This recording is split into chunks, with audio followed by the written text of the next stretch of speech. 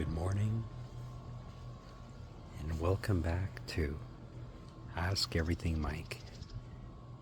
Today, I've learned some sad news yesterday that Hulk Hogan has passed away. The bright side of things is that we learned something about his life, and he said consistency. Consistency is what he has learned from Arnold Schwarzenegger in order to attribute to his success.